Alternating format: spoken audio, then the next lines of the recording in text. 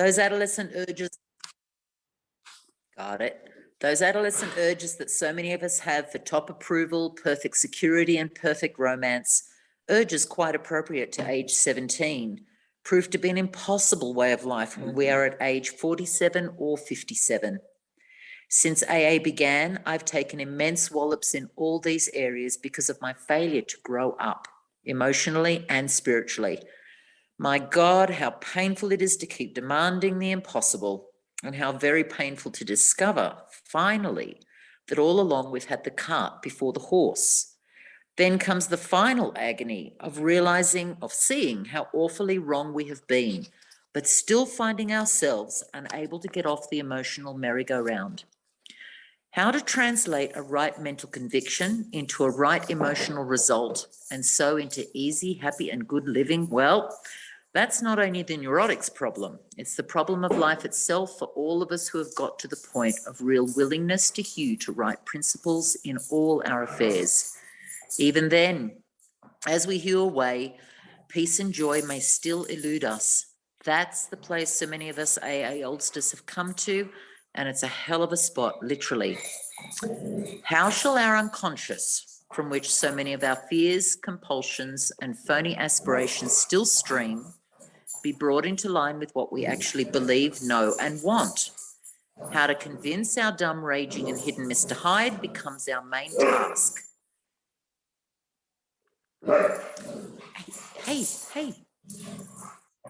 I've recently come to believe that this can be achieved. I believe so because I begin to see many benighted ones, folks like you and me, commencing to get results.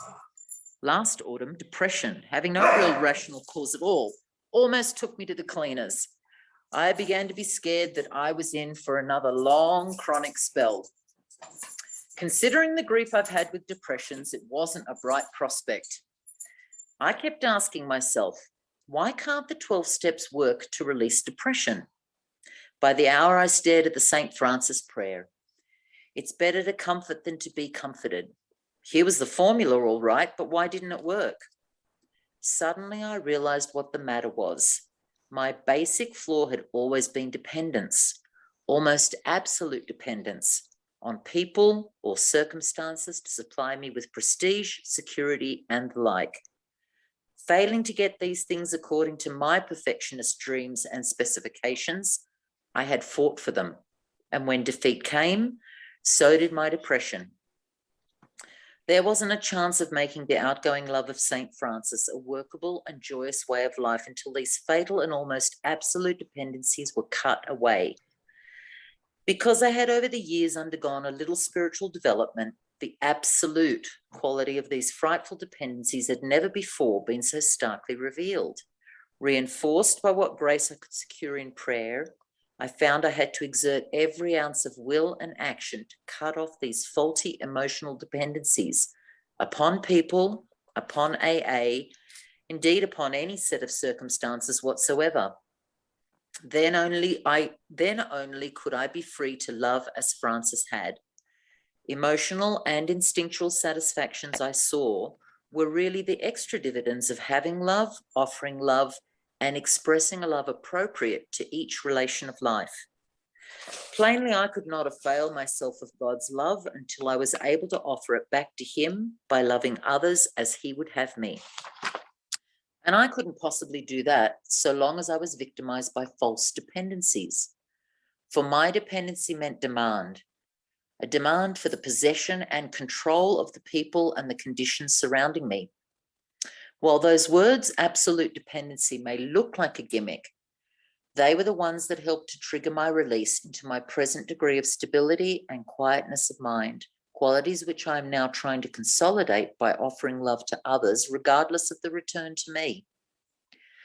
This seems to be the primary healing circuit, an outgoing love of God's creation and his people, by means of which we avail ourselves of his love for us. It is most clear that the real current can't flow until our paralyzing dependencies are broken, and broken at depth. Only then can we possibly have a glimmer of what adult love really is. Spiritual calculus, you say? Not a bit of it. Watch any AA of 6 months working with a new 12th step case. If the case says to the devil with you, the 12th stepper only smiles and turns to another case. He doesn't feel frustrated or rejected. If his next case responds, and in turn starts to give love and attention to other alcoholics, yet gives none back to him, the sponsor is happy about it anyway. He still doesn't feel rejected. Instead, he rejoices that his one-time prospect is sober and happy. And if his next following case turns out in later time to be his best friend or romance, then the sponsor is most joyful. But he well knows that his happiness is a byproduct, the extra dividend of giving without any demand for a return. The really stabilizing thing for him was having and offering love to that strange drunk on his doorstep. That was Francis at work, powerful and practical, minus dependency and minus demand. In the first 6 months of my own sobriety, I worked hard with many alcoholics. Not a one responded, yet this work kept me sober. It wasn't a question of those alcoholics giving me anything. My stability came out of trying to give, not out of demanding that I receive. Thus, I think it can work out with emotional sobriety. If we examine every disturbance we have, great or small, we will find at the root of it some unhealthy dependency and its consequent unhealthy demand. Let us, with God's help, continually surrender these hobbling demands. Then we can be set free to live and love. We may then be able to 12th step ourselves and others into emotional sobriety. Of course, I haven't offered you a really new idea, only a gimmick that has started to unhook several of my own hexes at depth. Nowadays, my brain no longer races compulsively in either elation, grandiosity, or depression. I have been given a quiet place in bright sunshine. Thank you so much, Veronica. Hey, Corey, could you or somebody figure out how to upload the Dropbox to the chat? Do you know how to do that? Like the link to the Dropbox? I'll get it. Okay, so we're going to put the link to the Dropbox for all the recordings and the archives of all the speakers that we've had over the last 2 years in the Dropbox or in the chat for everybody.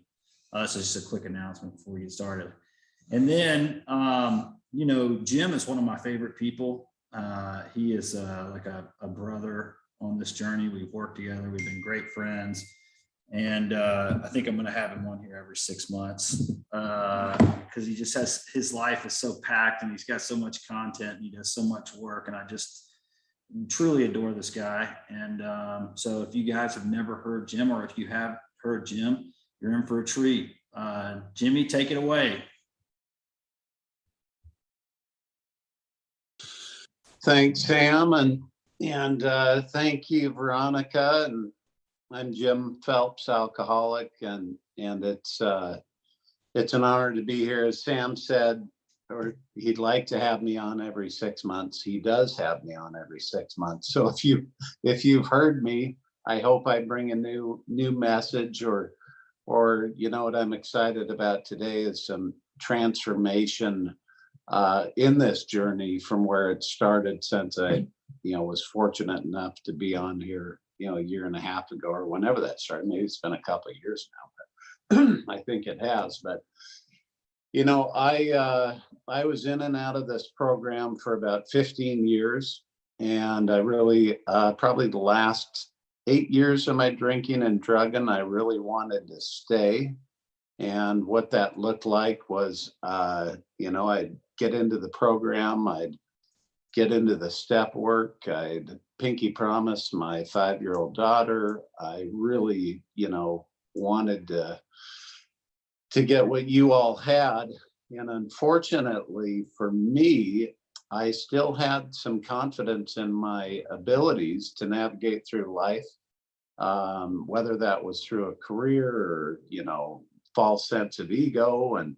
But I'd either get to, amends, and I'd do the easy ones and family, and then, I'd get to the rest later type of deal. You name it, as far as, the little blocks that we've all understood that can get people loaded or continue to stay loaded. But as far as the letter goes, I always had a lot of dependencies and control on people. It was kind of like, being in my own prison. And, that's something I thought I'd share a little bit tonight.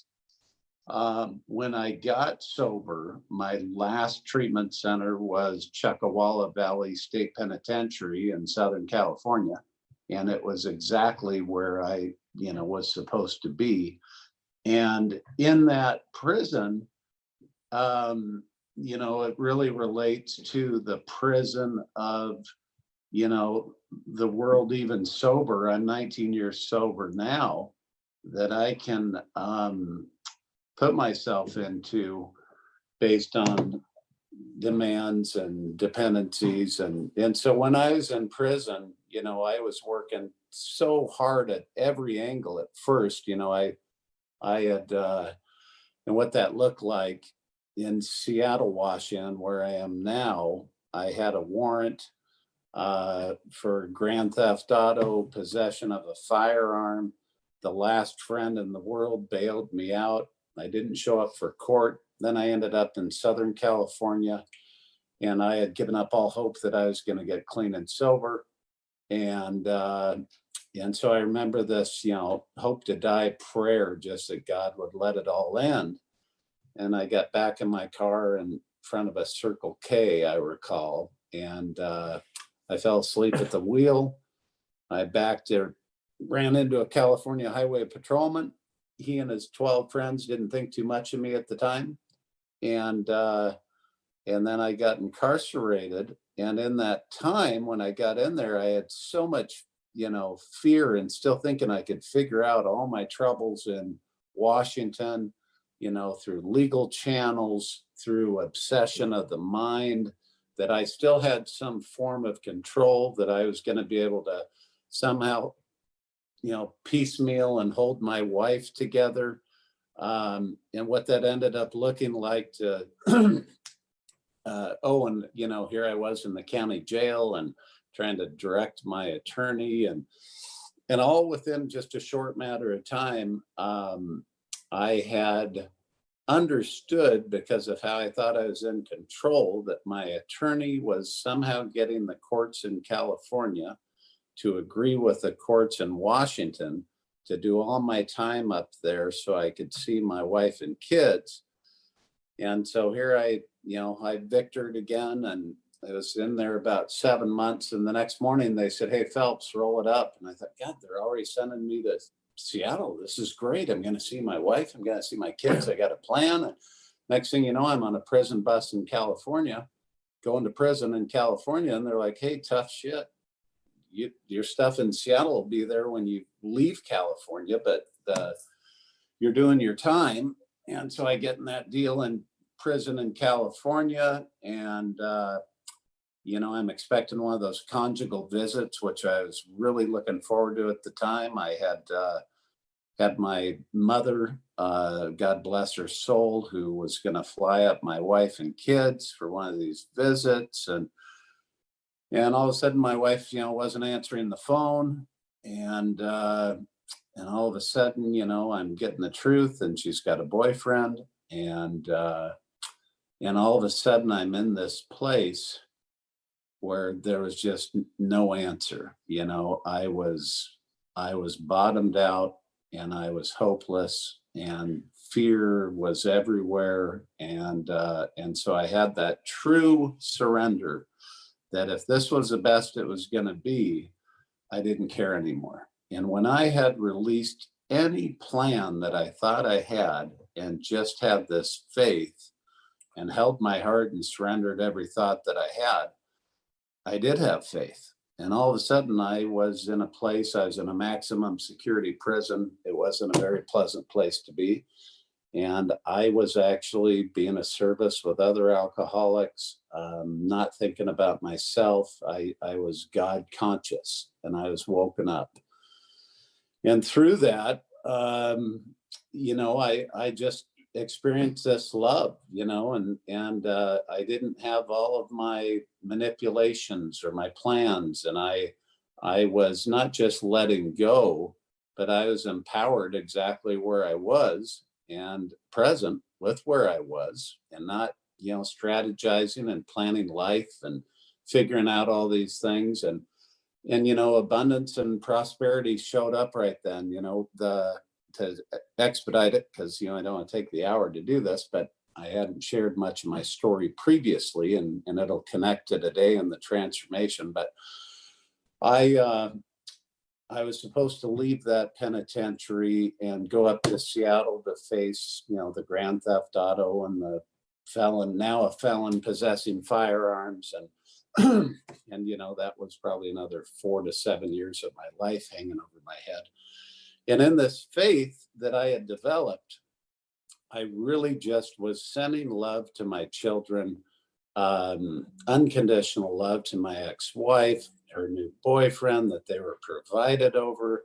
I just had a different perspective on things, and not really accepting things rationally, but just really experiencing love and seeing love everywhere I was in that ugly prison walls. And so a federal marshal flew me up to Seattle. I got in front of that judge, and I had a $250,000 bail. And the judge just kind of looked at me, and she said, "What's your plan?" And I said, "Well, my plan is I've got 3 children.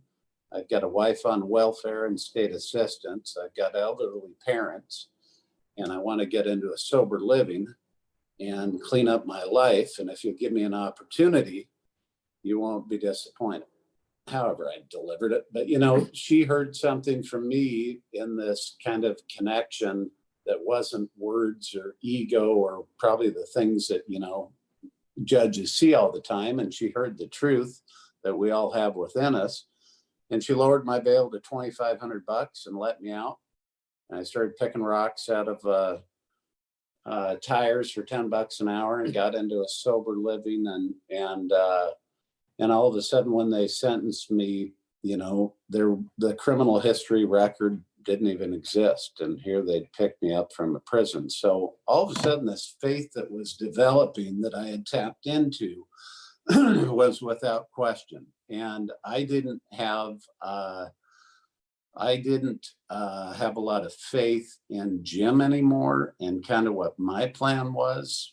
As I mentioned earlier, every thought, I tried to include God in it.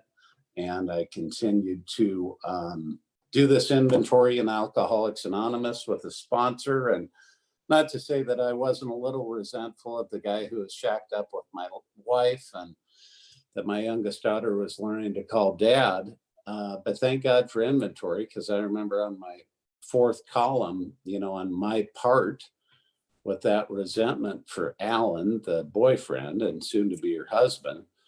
And I was reminded that she'd met Alan in an electronics store buying a television for the one I had pawned.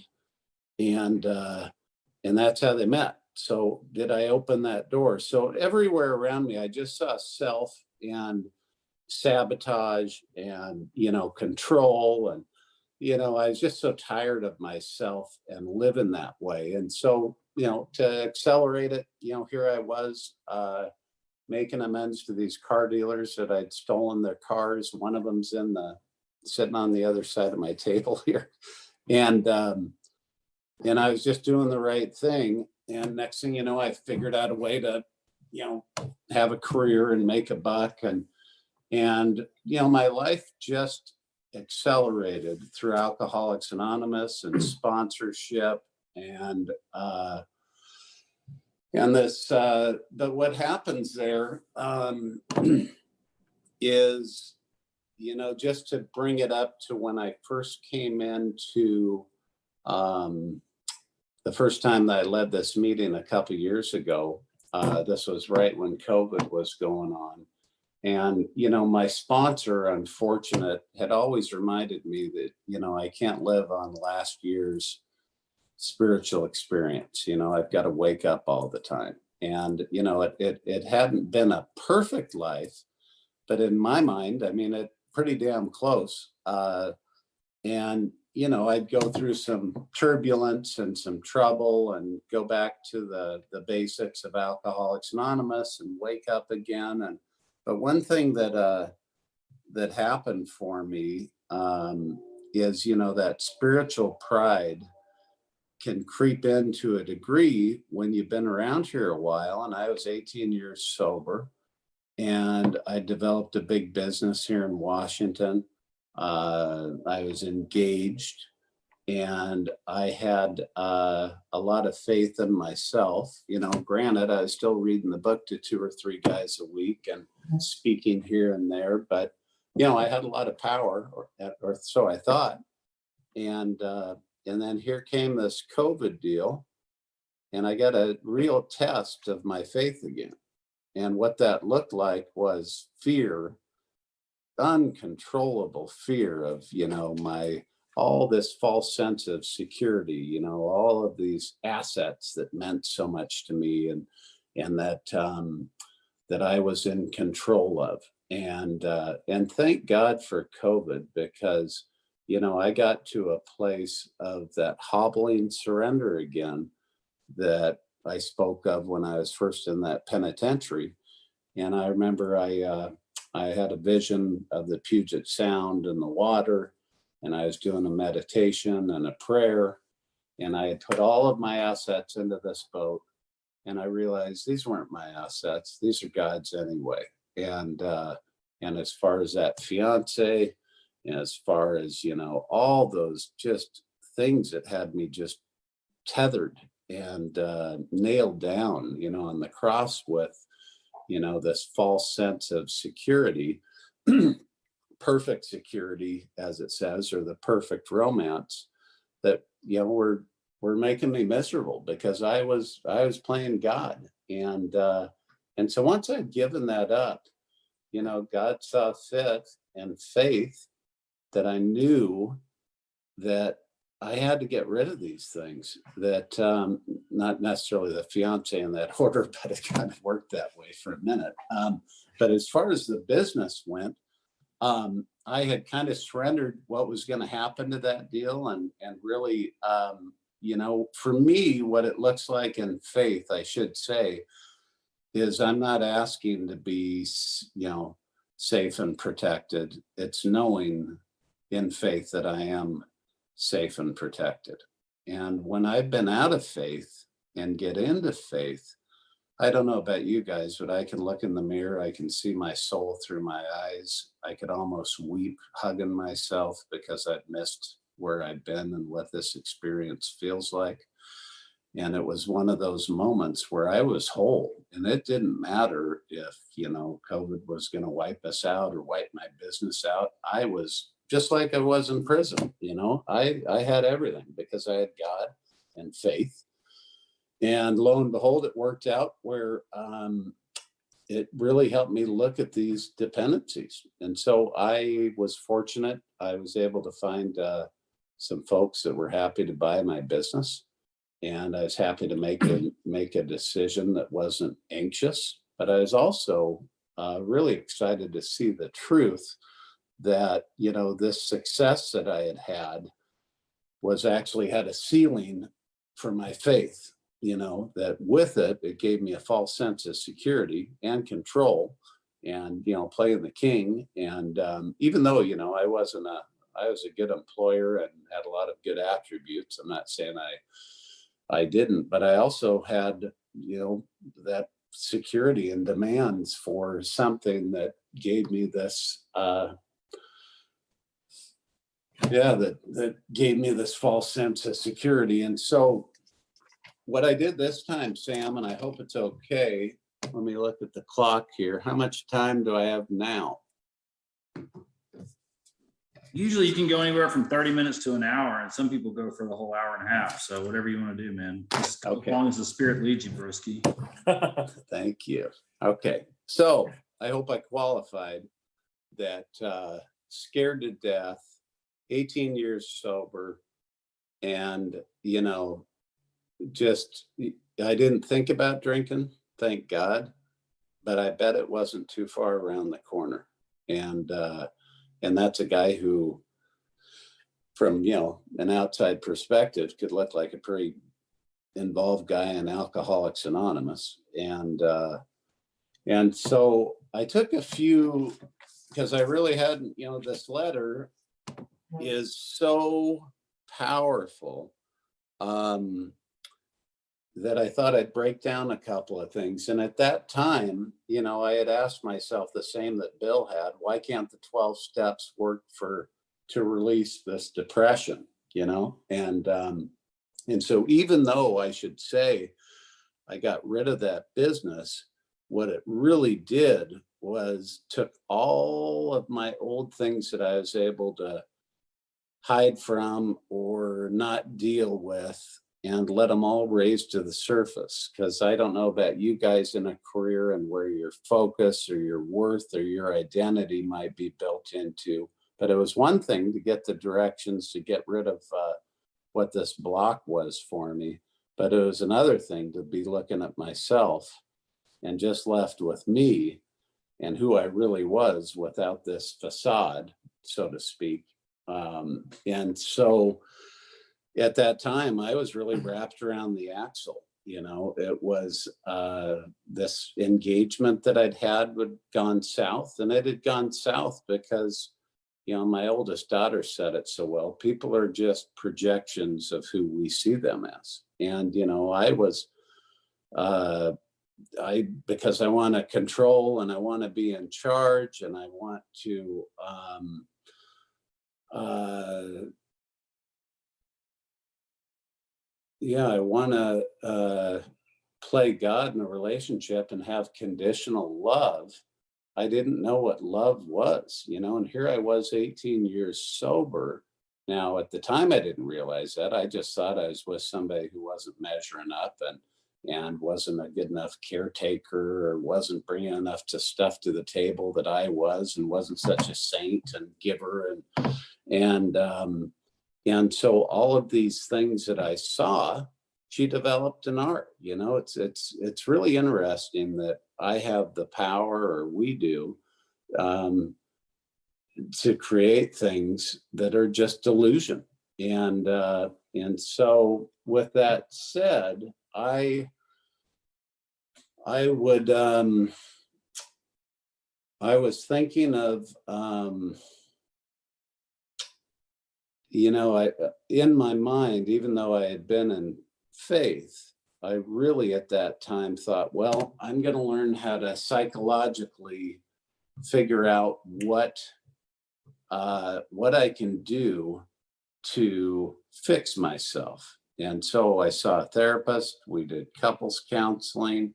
I would seek, every spiritual treatment you could think of, whether it was Emmett Fox or, you name the books. And so I was doing a lot of seeking, but I was also, I think Einstein said it best, and Sam and I use a lot of the same quotes, so forgive me if you've heard this recently, but, I can't solve any problem from the same level of consciousness that created it. And so here I was trying to master self-mastery and, going to Sedona and shamans, or going to, and hey, there's nothing wrong with it. I got a lot out of that stuff. But the seeking that I was doing was actually bringing me further away from myself than the real self, and so over that course of about 6 months or a year, I was still tethered to trying to find some security, some form of, I didn't have this business anymore to rest on. And so, but one thing that I really realize is, with my will and my old storytelling, I would latch on to, some, whether it was replaying a tape of whether this was a good idea to sell the business, whether it was a good idea to end the relationship, what I should do with my finances now, what, all these fears that came up.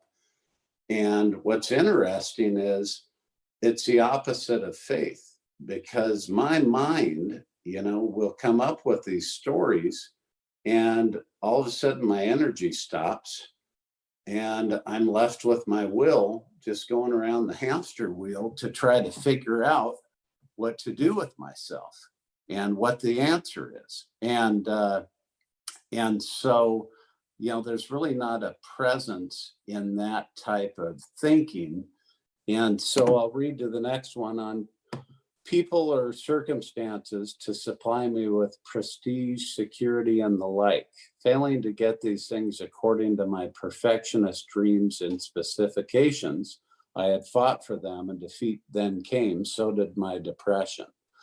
And so honestly, my capacity to formerly love was only to love, somebody else's likeness or projection of what I saw in them that I liked in my self-centered self. And so I think that, this unconditional love that St. Francis talks about is truly the answer towards, the semblance of faith, peace of mind, contentment, confidence in myself.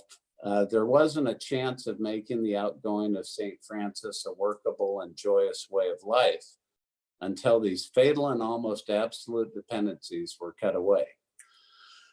And as I mentioned, I went on every type of seeking, treatment and figuring out what to do. And, once I'd given up my will again, like the third step newcomer, I returned to faith, and so let me just expedite this and I'll get back to talking. Usually I don't take notes and now I know why. So in faith, I have the ability to observe my ego and send love instead of attaching to a thought. Habitual practice, realizing I'm not the thought, letting it go by and being present. So where I think I'd like to kind of go to with this is when I described what it was like to, have that deep third step prayer again, that type of prayer where I'm just letting go of everything. And in that present moment, for me to stay there once I've gotten spiritual pride, fear, attached to possessions, a false sense of security, so wrapped up in that stuff that it's really hard for people like myself or maybe you guys. It's one thing to go and say the Serenity Prayer, read the St. Francis prayer, and really possess that presence. And so as I had tried so hard seeking and figuring out how to do that on mountaintops or with the right person or the right moon ceremony, whatever the hell it was, because I had to try to find and get back to where I'd been.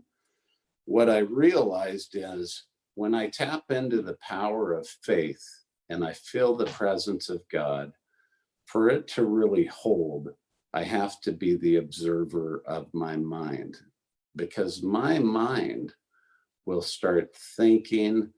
And if it's not thinking about the present moment and it's thinking about tomorrow, or it's thinking about yesterday, or it's got an old story that I've somehow rationalized to find some semblance of peace of mind, then I attach another thought to the problem. I go to the next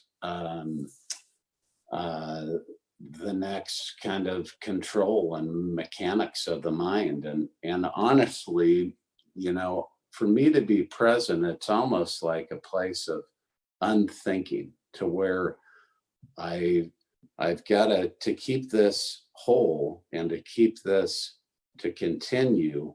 If I have a thought that comes by or an old story, and I just let it go by like a twig in a stream, and I don't attach to it, and I build this practice, this habit of just letting these thoughts just go by, and all of a sudden I'm present.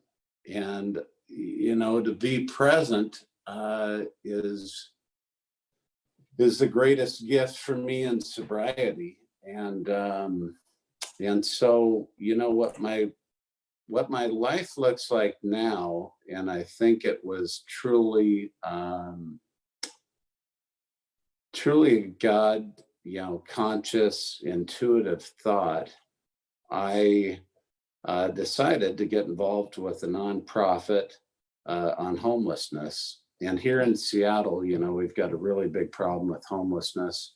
Before I sold my business, I was planning kind of the mass exodus to get out of Seattle, and I'm a fourth generation, and you know, we've got no laws. We've got, you know, our public parks are just toilets. And here I was just going to bail and figure out a new plan.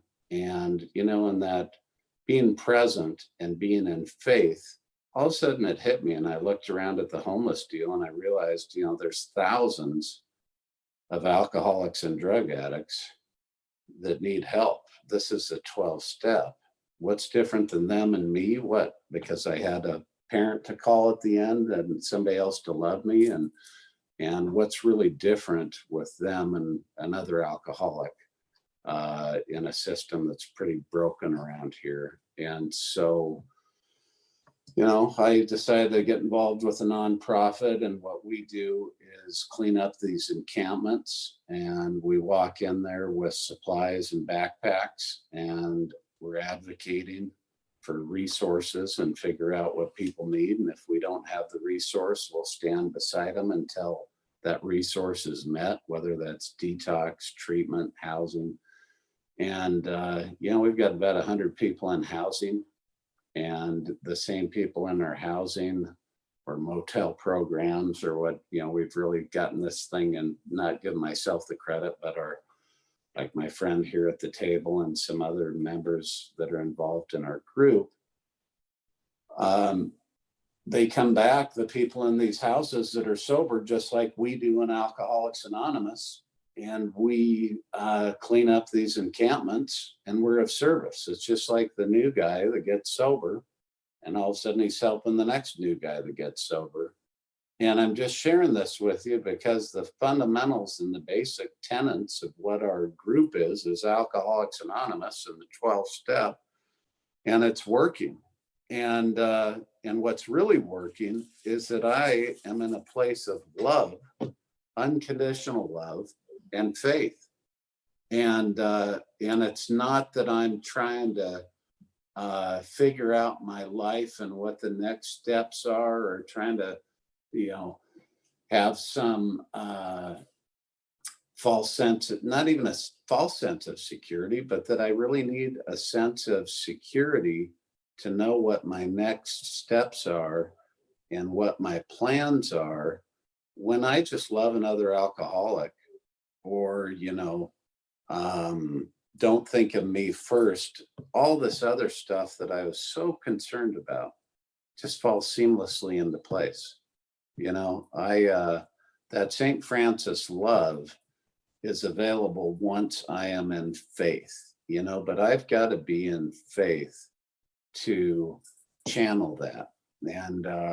And so, you know, it was interesting just recently, you know, this is about a year after I'd sold my business, and here I was kind of concerned, you know, the economy's been really good, and had I invested differently, or is the economy going to fall apart? All this, you know, the mind again, and fear showing up.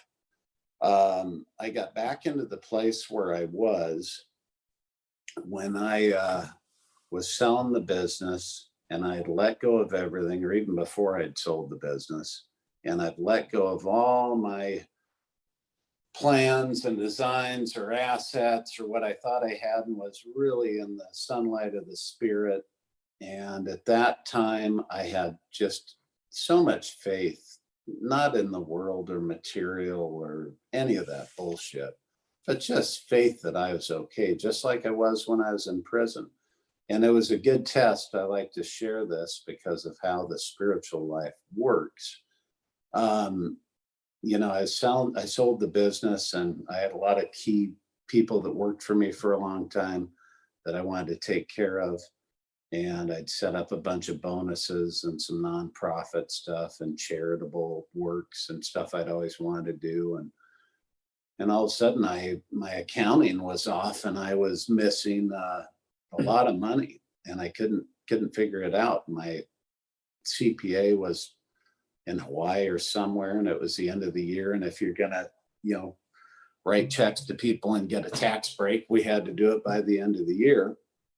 And the ego showed up for a minute and thought, well, that person probably doesn't need as much, or maybe that church, or maybe that deal, maybe you don't have to do all that, But the truth inside myself, it's like, yeah, you do. You had plenty. You were going to be taken care of. If you didn't have $1 and you gave up 50 cents, that's how it works. And so I just went ahead and wrote all those checks and was happy with it. And about 2 weeks later, my CPA's in town and he's going through all our books and all that stuff. And he says, hey, did you realize here you hadn't transferred this PPP loan from the government into your checking account? So here it was, another proof of evidence. When I am not about me, but I listen to the truth and I serve other people, I'm always taken care of every single time. And that's how faith works. And sorry, I got off a little bit there on the mind and the consciousness and, all that stuff. But I will close with this, that, my will is really my mind. Like if I can hear my mind telling me what to do, that's my mind. That is not God consciousness. For me, as I've developed this over years, there is a voice or a talker inside me, the knower, however you want to identify it, that he's not getting information from anywhere else. He just knows the truth. And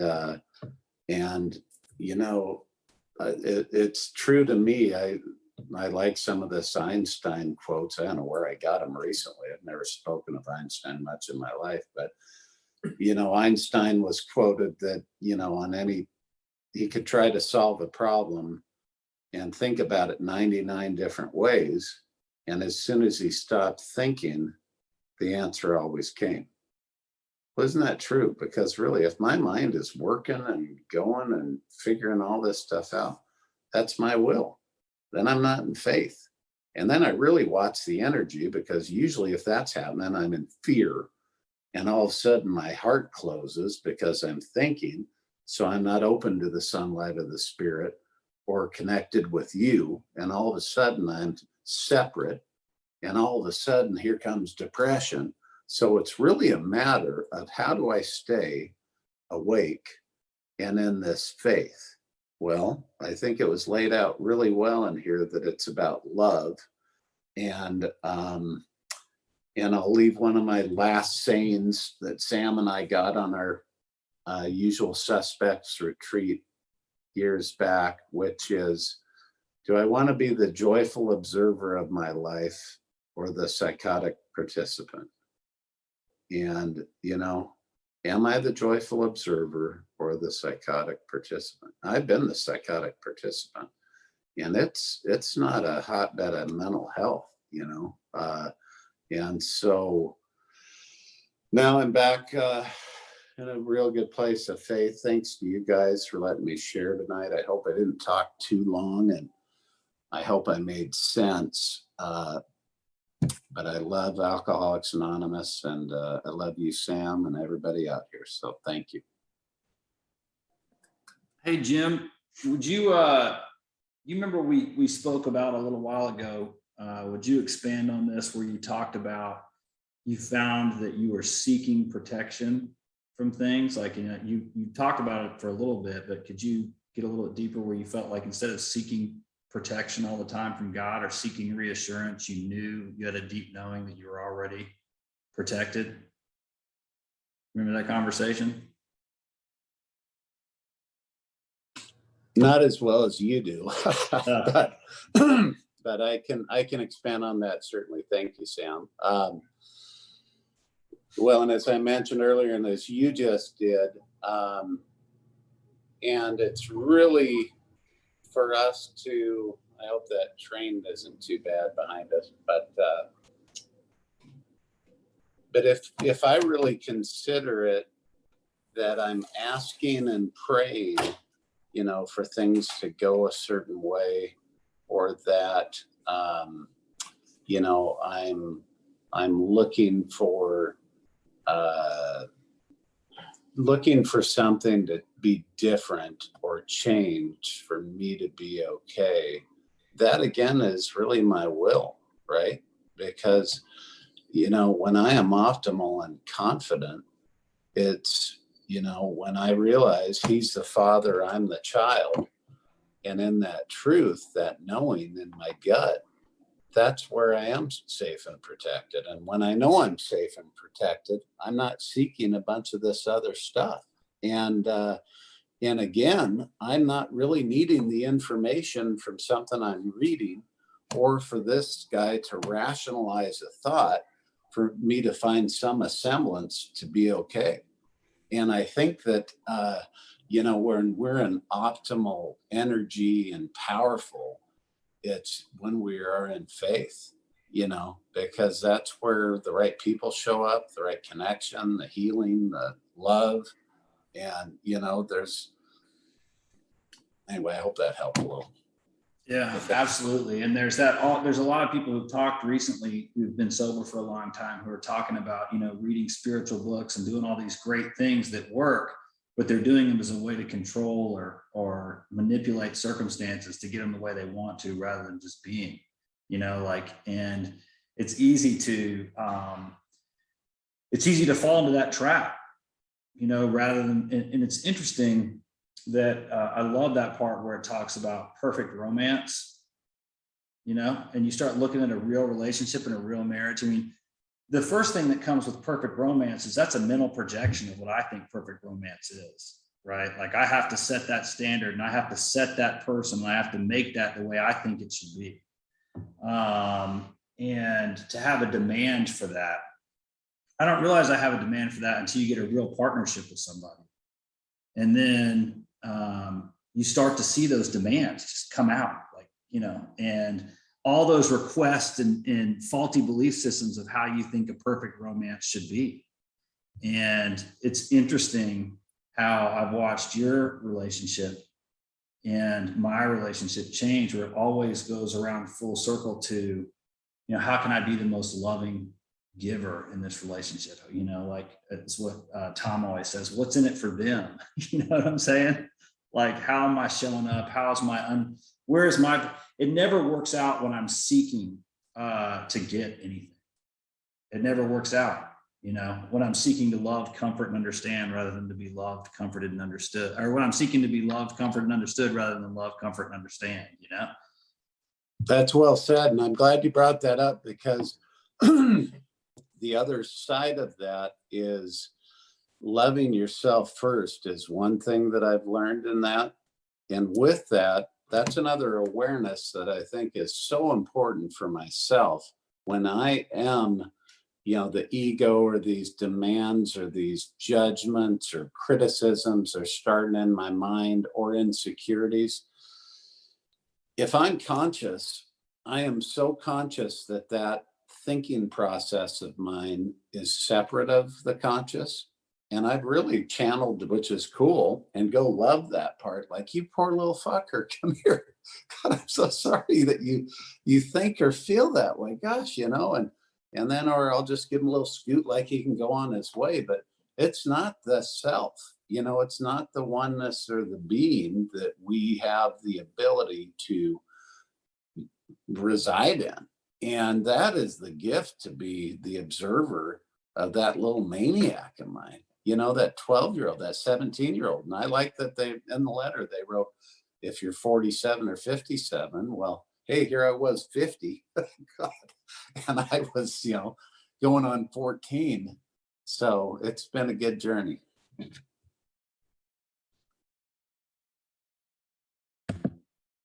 there's a lady named Gabby Bernstein that was doing this podcast. And since this is a spiritual workshop, we can talk about whatever we want to, you know what I mean? And she's been sober for quite a while. And she got really into this family dynamic, inner family dynamic systems, which is, and everybody's going to shoot me here. I'm not trying to louse this thing up, but it was so funny. What they had found is that everybody kind of has a little bit of multiple personalities. What we have are these egoic personas that act up a certain way. And like, you know, Mark Houston talked about it in his, Mark Houston and Joe Hawk talked about it in one of their 12-step workshops, where he talked about what was hurt, threatened, or affected. And it started to show where we start to try and defend ourselves. Mark Houston used to say he had a Rambo inside of him. He had a business owner inside of him. He had a husband, all these ego identities. And they show up in a way. You can almost feel your persona change a little bit when it's approaching something that it feels threatened, you know, about something that's like, oh, you got to look this guy in the eye. Don't talk fast. Just let him know you don't fuck around. You know what I mean? You're going to get this guy's respect quickly. Like all of a sudden this guy shows up that I'm normally not. Or, you know, in certain situations, you see this child just completely freaked out about all this stuff. And you feel like a kid in a business meeting with a bunch of grownups, you know what I'm saying? And it's like, you see this kid just kind of sit on the floor and go, man, I do not want to deal with this. And it's so funny to see that. That's why I sent that to you the other week, but enough of that for this meeting. But anyway, it's just a really funny, interesting thing. So I got this guy's book and I've been reading it. And he does these meditations where you go to these different parts of yourself, and rather than, you know, try and wrestle these character defects by the throat, just kind of invite God into it and show some compassion. These are all things that the self-will and ego manifested in order to protect itself. And they're inadequate and they cause a mess, but we need to have some compassion towards them. Eventually that stuff just kind of goes away. And I thought that was pretty interesting. Anyway, so pick on a couple people, Jim, and then we'll open it up. Awesome. Well, thank you, Sam. How about we hear from my old sponsor, Mike, who I stole the car from, or several. All right, Mike.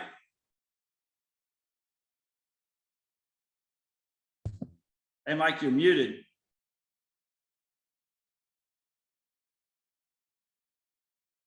Hey, Jim, we got to unmute Mike.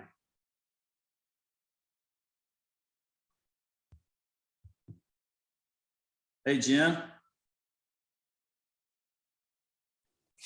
There You you got to go. unmute Mike. Here you go. You see yourself? There you go. Hi, What's up, man? nice to see you again. You know, about the ego and lack of faith and all those wonderful things that Jim was talking about. And what you just said was, you know, we have to exist in this being that we have. And so there's other parts of it that are playing against what we feel and we know and we're shown by faith is the right path. But there's still the ego and the self and all of those things in there. And we have to play with it. We have to get along with those other parts of our psyche. And we can't just say, that's it, I'm going to faith. And the next time we come into the business meeting, that guy and just that description that you just said, we're just going to sit there and show this person by ours. And that's the defense of the ego, like you're talking about. But our spiritual part has to get along with that. And again, when we try and control those things, just like Jim was talking about controlling his different experiences, we're going to make a mess of it. Because they're fighting against who they are, and it's not who we are. So we have to just accept them with unconditional love, just like the new alcoholic. And if we try and control those inner workings of our psyche, we're going to therapy. We're going to therapy. So we have to get along with whatever hand we're dealt, but we don't have to allow them to override our spiritualness.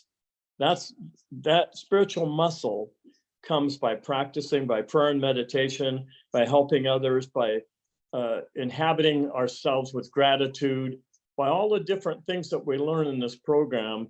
And we develop that develops a spiritual muscle, I feel. And that's how we keep in that beam or plane in ourself.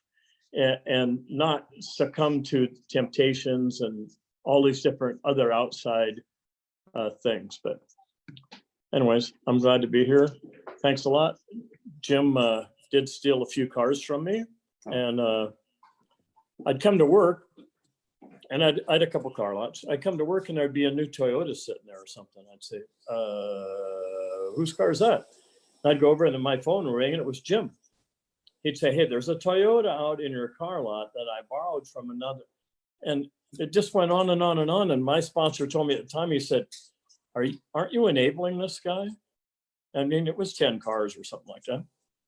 And my cars, he knew where the key ring was. So he'd just come get one of my cars. And I thought, you know what? I felt like I was supposed to just be the one person that there was one person in my life when I sobered up that didn't give up on me. And I was still doing rotten, filthy things. But the one person, I don't think you ever forget the people that really help you at the end. And so I just said, you know what?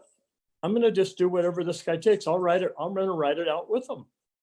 And I can't tell you enough emotion. When Jim got out of prison, his dad called me. He said, hey, Mike, Jim wants to meet with you. I went, oh my gosh. I said, I don't know if I'm ready to meet with Jim. I'm kind of up to here. I said, okay, for his dad, I said, I was friends with his dad. I said, okay. So I walk into the restaurant. Jim and his dad are sitting down at the other end. When I walked in the restaurant, Jim started crying. And I started crying. And I knew we were home. I knew Jim had had a transformation. And it was just like that reading where the drunk is on your porch and you don't expect anything. And it's just unconditional love. And man, it was one of the most moving experiences I've ever had. It was a real amend that I wasn't expecting. And he I don't know what he was expecting, but it wasn't the Jim that I used to know. So I'm glad to be here. Thanks a lot. Well, thanks, Mike. And boy, I sure didn't want to turn this into the Jim show. So speaking of ego, right? But this has been a really good group. And how about we hear from, we'll just pick random squares here. This is great. How about Lisa? Lisa? Says Elisa. Elisa. Hello.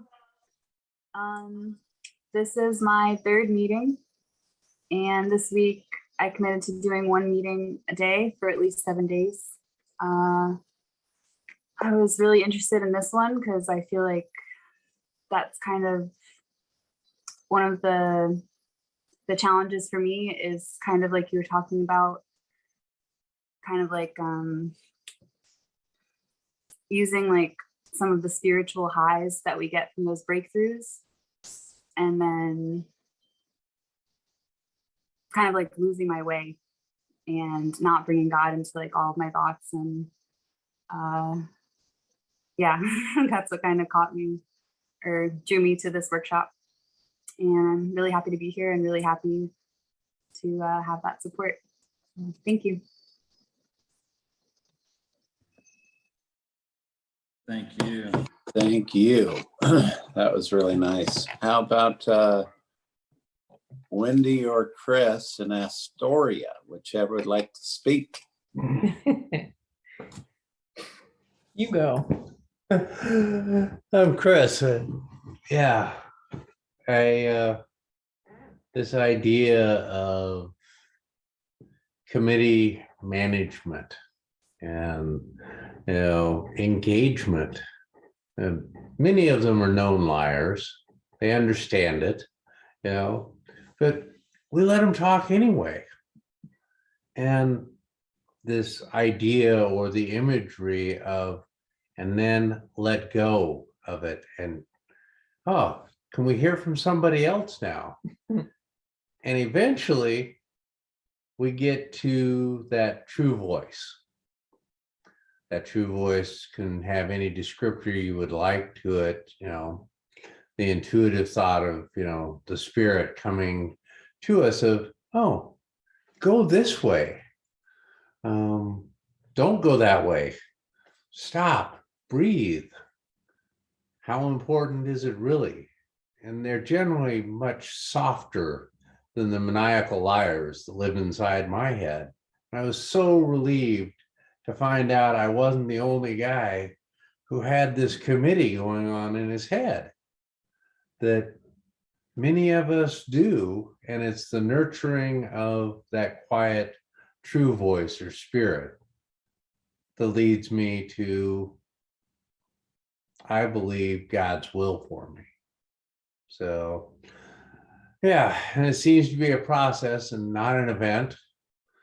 I really, can't I just arrive there, stay there, and never leave?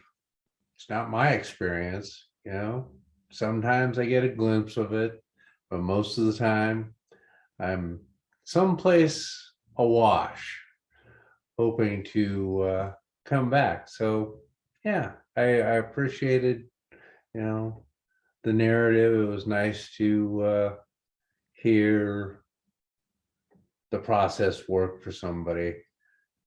Stole 10 cars from the same guy. Thanks for calling on me. More enough out of me. It was only 4. Thanks, Chris. We still exaggerate, but how about Wendy? Did you want to say hello while you're there? Sure, I'll say hello. Thank you so much, Jim, for your story. Very moving. I love hearing that moment when we wake up, and it's great that it happened again, that the solution is the solution. And I loved what you said about the trouble that you got in, you trying to use that seeking to control and manage.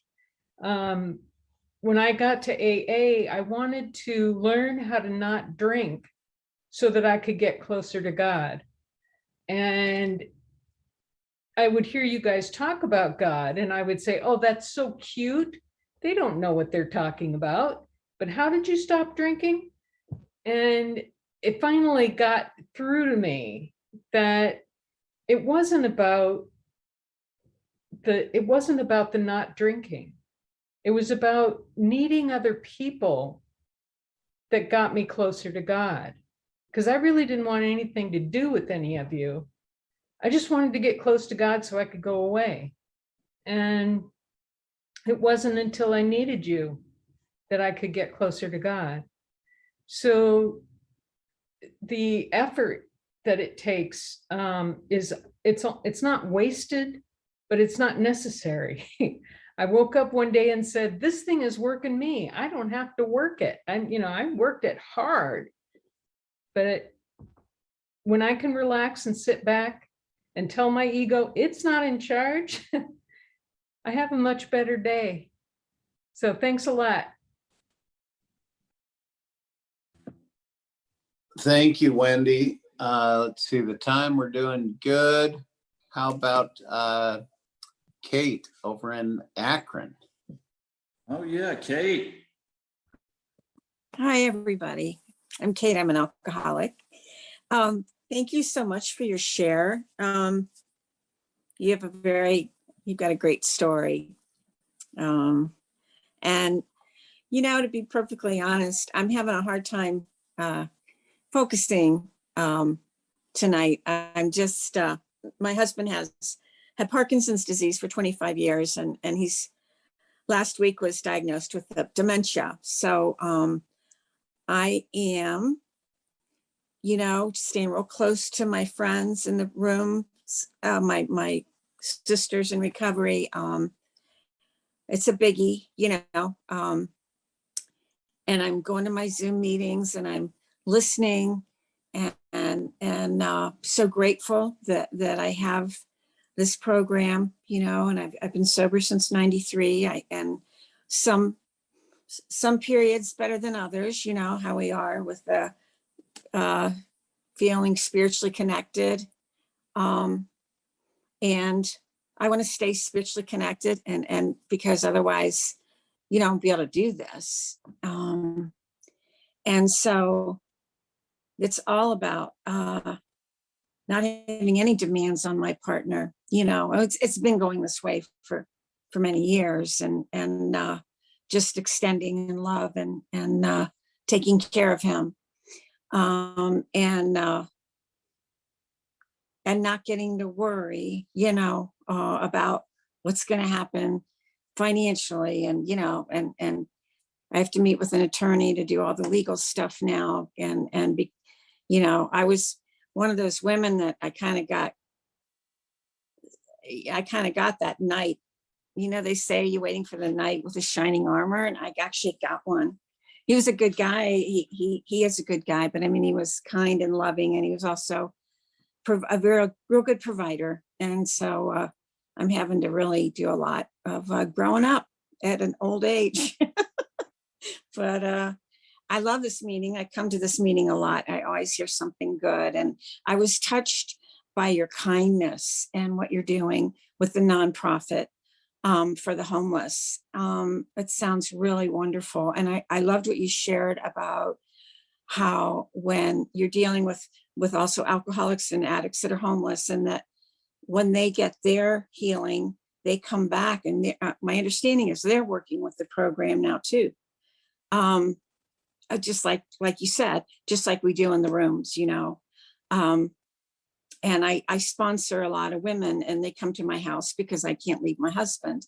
And they don't know how much they're saving me some days, having them to read to and talk program with and do inventory with. That giving back is amazing. So I respect and admire you. Thank you for sharing. Sorry if I rambled. Thank you so much. Our hearts are with you, Kate, and we're sending you lots of love. And just so any of the FOTS fundamentalists might be irritated with me about talking about that psycho stuff, Mark Houston used to call it the theater of the lie. It was great. If you ever get a chance to look through his 4-step workshop, he talked about all these parts of our ego that show up, and these kind of different personas, and how the true self is really behind that, observing those. But if you sit back and watch, you can see their little things that have developed over time. Anyway, so what about JP? And also, if anybody wants to. Hi, everyone. Hey, man. Hey, I'm JP. I'm alcoholic. Thank you, Jim, for your share. What jumped out at me this morning, because it's morning here in Vietnam, was this observer that you talked about. You know, being able to see what's really going on, you know, in this theater of the lie that Sam just described, you know. And what really helped me, and I also went through this theater of the lie with Mark, and that came from Big Frank McKibben in Denver and all that. And it was a very powerful realization, you know, when I first saw how, you know, that committee works in my mind, because the problem is centered in my mind. And, you know, these days, for me, I see it in a slightly different fashion, slightly simpler fashion, is that there is a detective and a thief, right? And the thief does all kinds of stuff. And, but what happens is that this detective shows up and says, well, you see what he did. Now listen to me, because I'm going to fix the problem. And, you know, what I didn't realize for a very long time was the detective actually is just a different version of the thief. And, you know, and then when I get that realization that in fact the detective is just the thief disguised as someone else, then a new detective shows up, and it's just never ending. It never ends, you know. And when you're talking about relying on faith, you know, I think there's a difference between someone being aware, you know, someone being aware is just a different detective being aware of the thief, right? But being aware, simply being aware and knowing, that's faith. That's being in faith, and that's being, you know, protected in and by God, you know, because whatever detective shows up, he's not going to be able to fool God, right? So I just need to be very clear on whether, you know, I'm listening to a clever detective and it's, you know, it's pulled the wool over my eyes again, or whether I'm really in faith. Often when I'm in faith, I don't know what's going to happen next. That's kind of like a hinter and a pointer for me. You know, when I don't know, when there isn't a voice telling me, you know what's going to happen next, or you're going to be safe tomorrow or next year, you know, when I don't know, for me, usually that's a pointer that I'm in faith, because God is here and now. You know, he doesn't, he's not a spoiler. He doesn't tell me how the rest of this movie is going to go. You know, the detective wants to know and tells me, you know, you should know how it's going to go. That's where you're going to get your security. But it just never works that way in reality. So once again, thank you, Jim. Thank you for your share. It's great to see all of you guys this morning. If you guys haven't heard JP's recording from last week, it was phenomenal. Go to that Dropbox and listen to it. It was killer. Really, really cool. And we'll open it up. I think I ran some people off with my psychobabble, Jim. I'm just kidding. No, they were on till you got done, and then I just started talking shit, and they were like, "Oh yeah, well, we're out." So let's see here. Would anybody like to share? Please raise your hand. If not, we're going to call on Chris H. Chris H.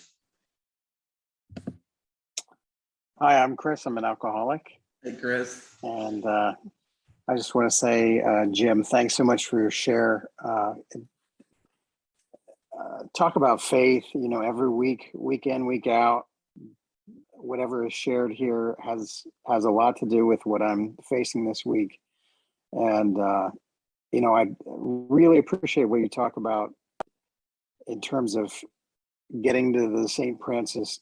Francis prayer through faith, the importance of faith in the service and finding ourselves in service, because I profess faith, but I lose my faith without knowing it, just in the blink of an eye. And I realize tonight, I come to this meeting looking back at my day, stressful week.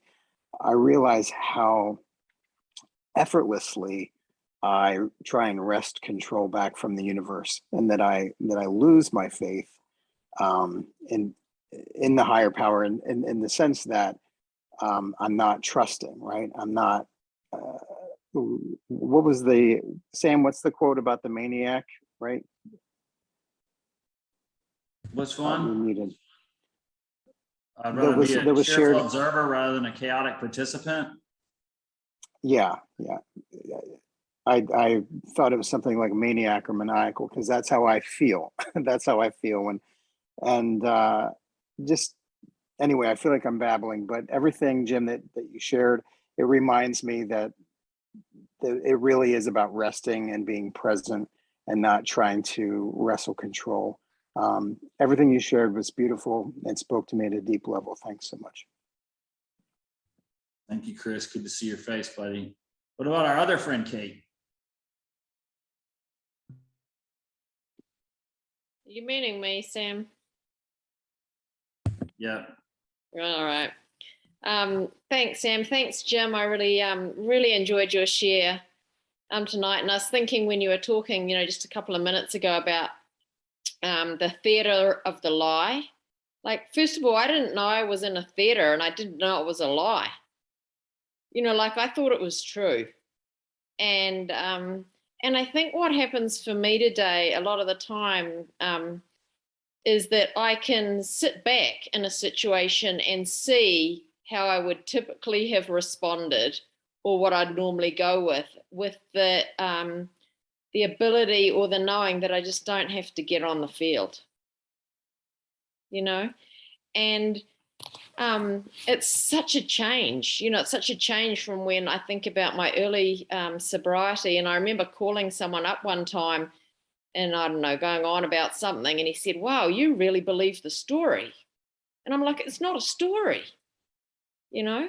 And it's just nice to know today that I think what happens for me is I can allow that to be there and it just gets boring now. It's like I can hear the old story playing out. It's like it's just boring. So yeah, I loved hearing you. I loved hearing you share. I love hearing you change your heart. That's what I really heard in you tonight, Jim, just that real shift and transformation and that movement from the head to really live from the heart and to live from the inside out and really be who I believe each one of us really want to be. So thank you for bringing that to us. And thanks, Sam, for another great meeting. Amen. Beautiful. Thank you. Belinda. Hey, Sam. Hey, how are you? Good, thanks. Thank you, Jim. And I think tonight was a really good follow-up to JP from last week. I was telling somebody again this week just how much I look forward to this meeting and it's or workshop. It's just so different. People seem to be so much more vulnerable and honest than in a lot of other meetings. And I was trying to figure out why, but it seems like maybe to me that maybe because Bill is so vulnerable when he writes it, I mean, he's just laying it out there, after being sober for so long, and just saying, why isn't this working? It gives me hope that eventually, that I'm not, well, it gives me hope that I'm still going to be able to keep working at it, even though I screw up all the time. And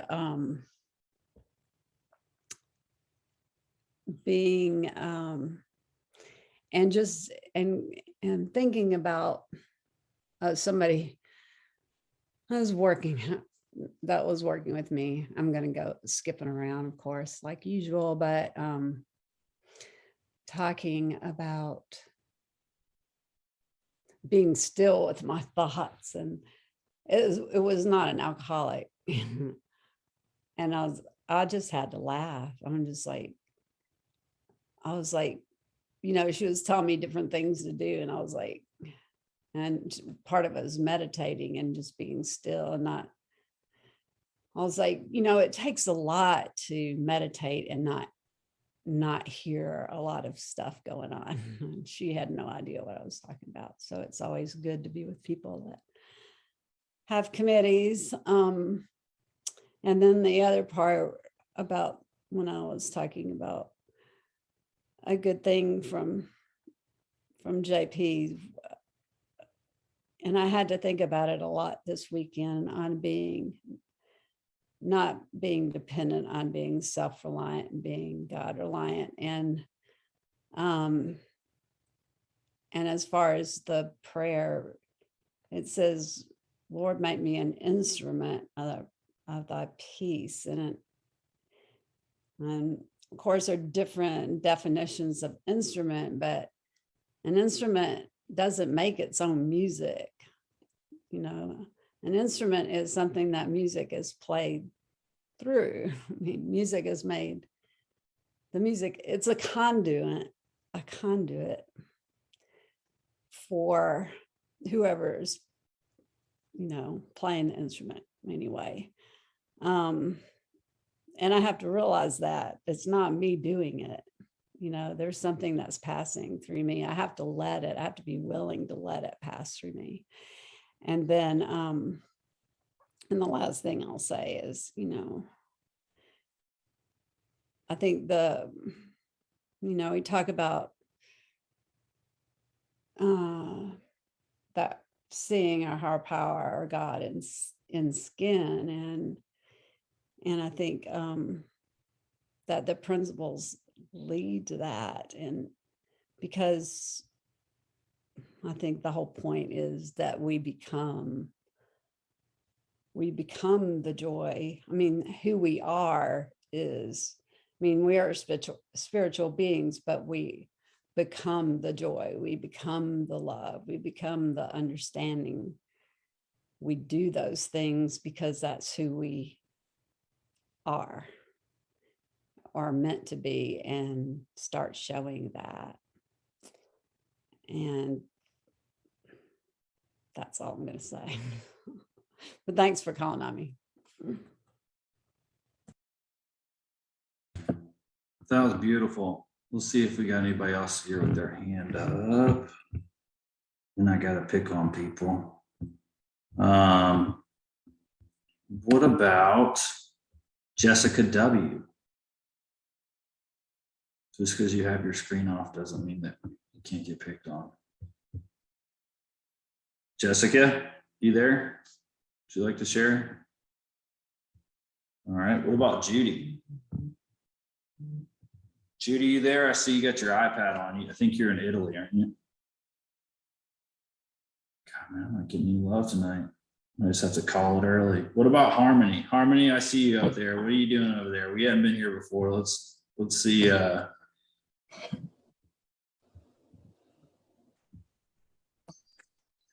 Hi. Sorry about that.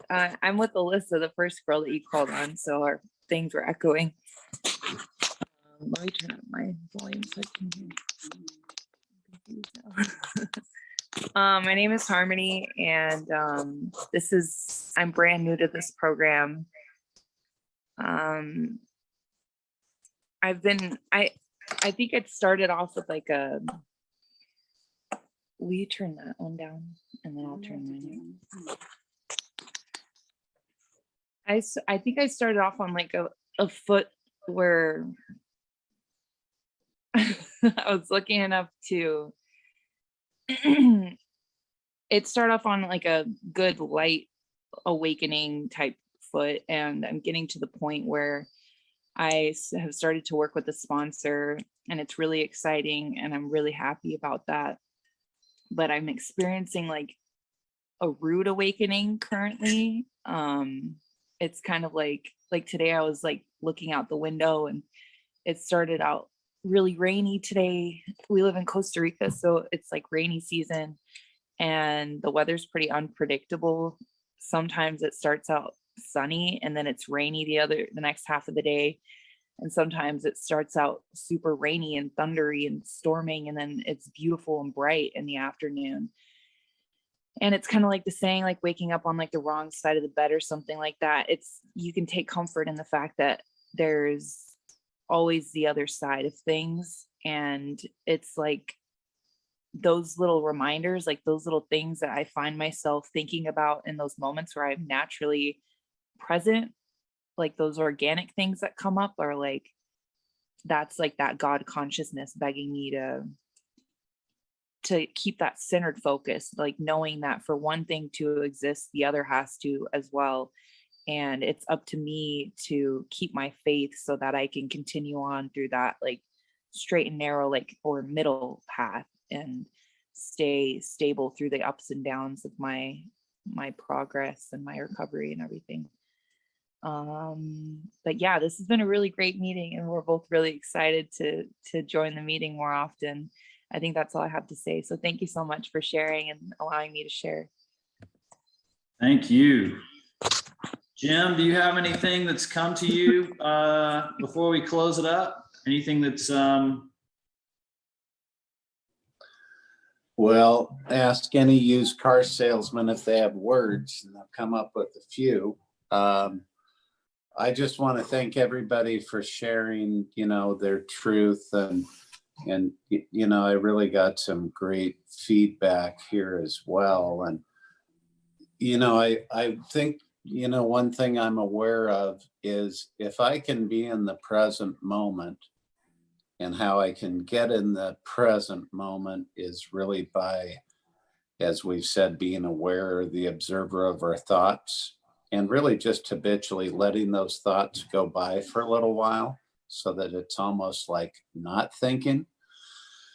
I really believe that, I have the answer from within, as all of us do, that, all of the answers we possess already. And that's really kind of the spiritual growth that I think we aspire to, is that, you know, we have this immense amount of confidence to have in our own empowerment of what we're born with. And that's what I'd leave you with. So thanks, Sam.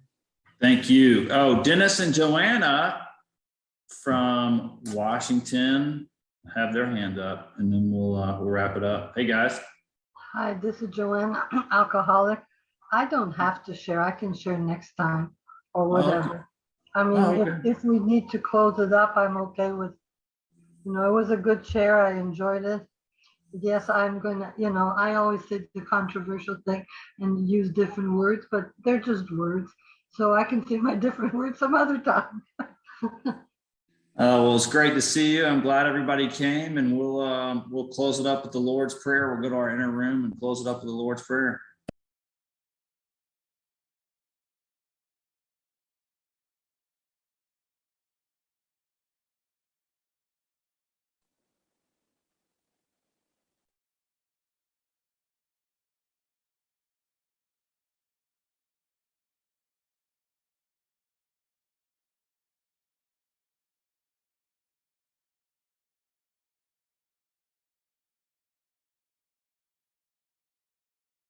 Jim, thank you so much for coming tonight. The recording will be uploaded to our Dropbox. Again, in the chat, you can go on and see that Corey uploaded the Dropbox, and it has the whole library of all of our talks that have been on here. And we've got some really cool, tons of great stuff. So anyway. Thank you, Sam. Thank you, everybody. Great week. Sam. Thank you, Sam. Thank you, Sam. Thanks, Lisa. Thank you, Sam. everybody. Great Thank job. you so much. Thank you, Jim. That was Thank you, great. Sam. And thanks, Sam. Yeah. See you That guys was next awesome, week. man. That was the best one. Yeah, really good. That was good. Yeah, it was really good. Thank you, guys. We'll pass that recording around. That'll be, I don't know where Tom and Juanita will, but they'll love that.